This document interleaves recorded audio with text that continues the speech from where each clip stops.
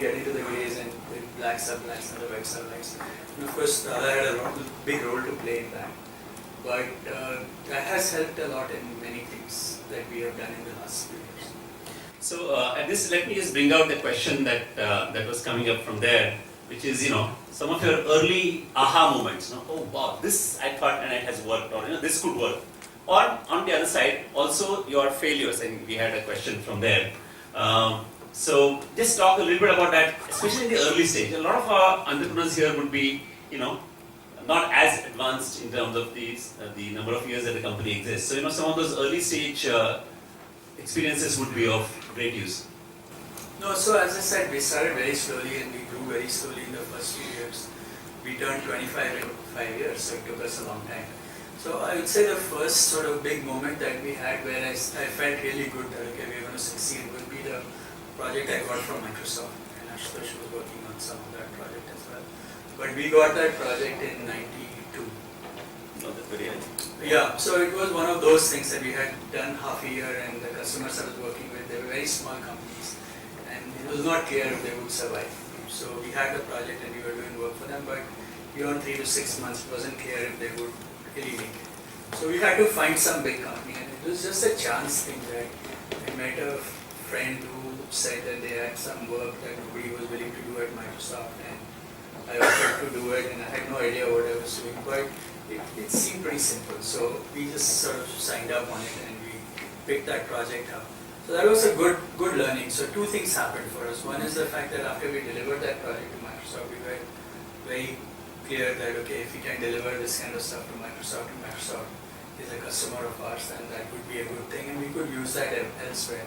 So that really helped a lot. The other thing that it did was, that project was one of those where sometimes what happens is small companies fear about going to large companies for business.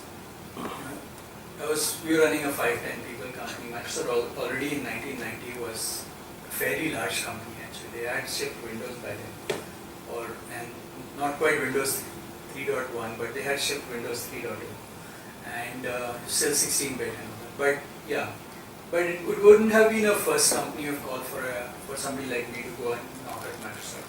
But after I found that a company like Microsoft would not, for the right work, right? If there was a need, there was an opportunity. If you could find the right opportunity and the right need, then you can get work from anybody. Right?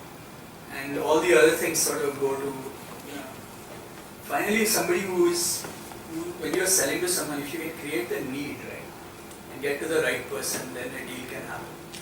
So that was very reassuring and that's sort of something that I keep in my mind because if you can create the need and there is a need, so they might tell you all kinds of reasons, oh no, we have this and vendor process all this.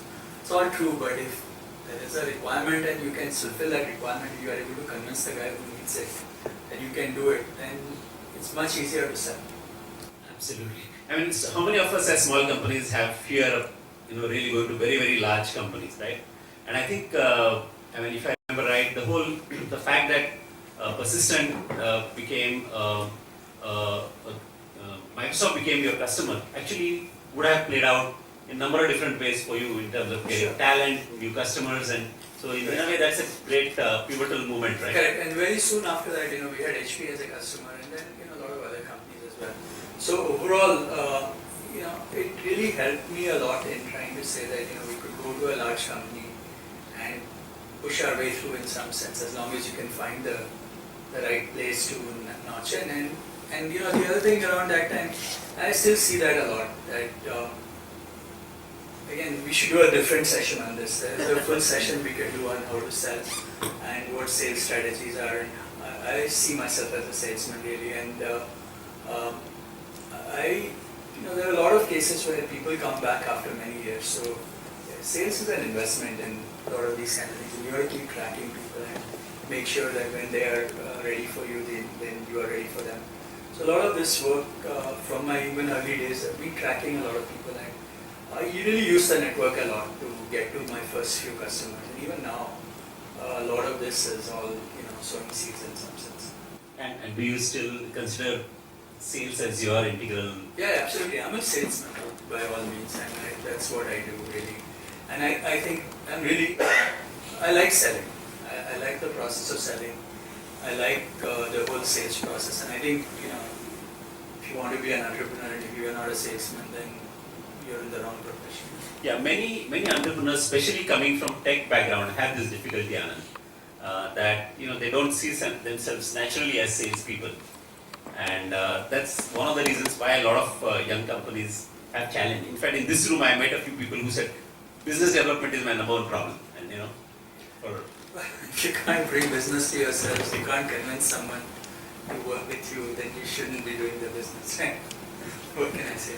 But the fact is that, the entrepreneur has to be a salesman, and you have to sell all the time, whether you're selling for customers, you're selling for employees, you're selling for recruitment, whatever it is, right? right, perfect.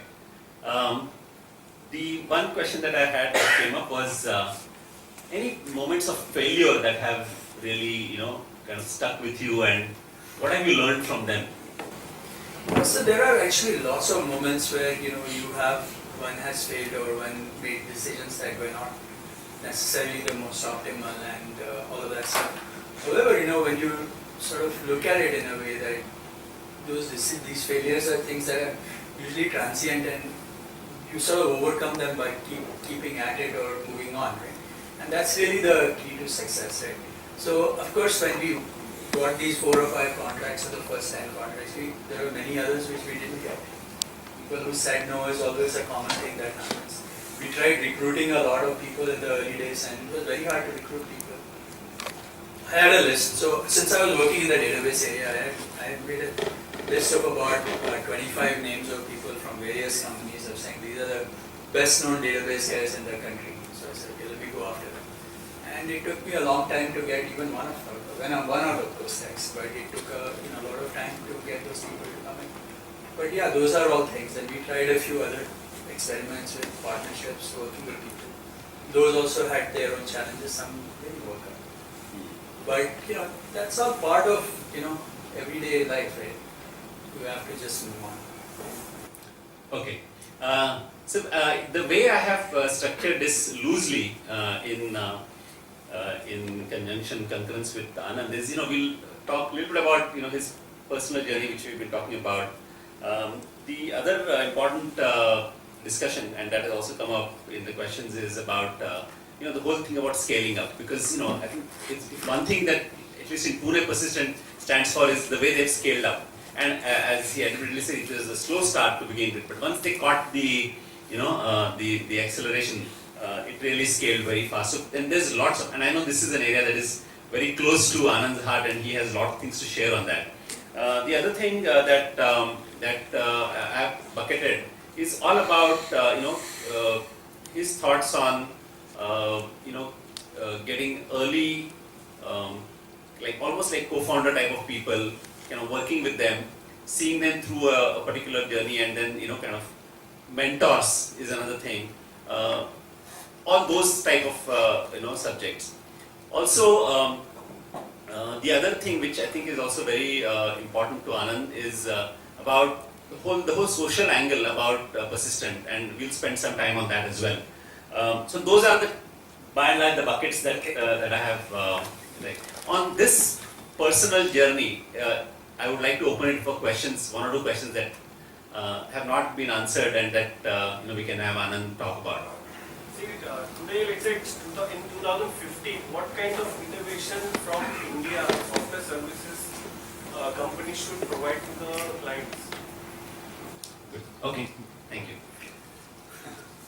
I don't know what to say. It's, I think you should sell whatever the customer wants to buy.